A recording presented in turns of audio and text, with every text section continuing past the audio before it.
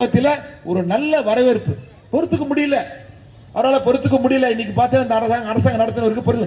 நான் இன்னும் கேட்கிறேன், உங்களுக்கு அதிகாரத்தில் இருந்தீங்க, நீங்க அதிகாரத்தில் இருக்க சொல்ல தமிழ்நாட்டு மக்கள் உங்களை தேர்வு செஞ்சு முதலமைச்சரை உட்கார்ந்தாங்க வச்சாங்க. நீங்க என்ன பண்ணிருக்கணும்? நீங்க உடனடியா பொங்கல் திருநாளுக்கு வருஷத்துல பட்டு வேட்டி பட்டு சட்டை அவங்களுக்கு வழங்கப்படும் சொல்லிட்டாரு. இப்போ எடப்பாடி சொல்லிருக்காரு, தீபாவளினா பட்டு புடவை பட்டு வேட்டி பட்டு சட்டை, பொங்கலுக்கு வருஷம் தாய்மார்களுக்கு மட்டும்தான் கட்டணம் இல்லா பேருந்து.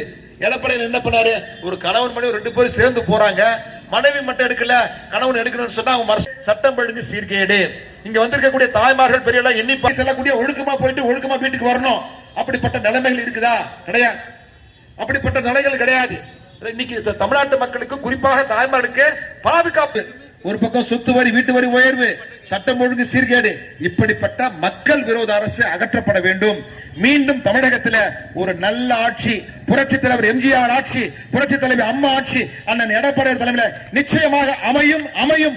அதற்காக வந்திருக்கக்கூடிய எல்லா தாய்மார்களும் நீங்கள் அனைத்து இந்திய அண்ணா திராவிட முன்னேற்ற கழகத்திற்கு உங்களது பேரான ஆதரவை தர வேண்டும் என்று உங்களை எல்லாம் பாதமணிந்து கேட்டுக்கொண்டு நன்றியோடு விடைபெறுகிறேன். நன்றி, வணக்கம்.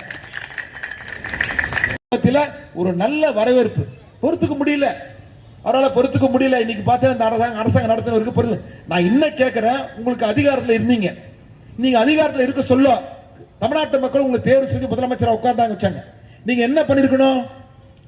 நீங்க உடனடியா பொங்கல் திருநாளுக்கு வருஷத்துல பட்டு வேட்டி பட்டு சட்டை அவங்களுக்கு வழங்கப்படும் சொல்லிட்டாரு. இப்போ எடப்பாடி சொல்லிருக்காரு, தீபாவளினா பட்டு புடவை பட்டு வேட்டி பட்டு சட்டை, பொங்கலுக்கு வருஷம் தாய்மார்களுக்கு மட்டும்தான் கட்டணம் இல்லா பேருந்து. எடப்பாடி என்ன பண்ணாரு, ஒரு கணவன் மனைவி 2 பேரும் சேர்ந்து போறாங்க, மனைவி மட்டும் எடுக்கல கணவன் எடுக்கணும்னு சொன்னா அவங்க சட்டம் ஒழுங்கு சீர்கேடு.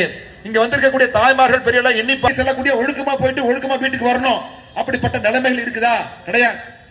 அப்படிப்பட்ட நிலைகள் கிடையாது. இன்னைக்கு தமிழ்நாட்டு மக்களுக்கு குறிப்பாக தாய்மார்களுக்கு பாதுகாப்பு, ஒரு பக்கம் சொத்து வரி வீட்டு வரி உயர்வு, சட்டம் ஒழுங்கு சீர்கேடு, இப்படிப்பட்ட மக்கள் விரோத அரசு அகற்றப்பட வேண்டும். மீண்டும் தமிழகத்தில் ஒரு நல்ல ஆட்சி, புரட்சி தலைவர் எம்ஜிஆர் ஆட்சி, புரட்சி தலைவர் அம்மா ஆட்சி, அண்ணன் எடப்பாடி தலைமையில் நிச்சயமாக அமையும்.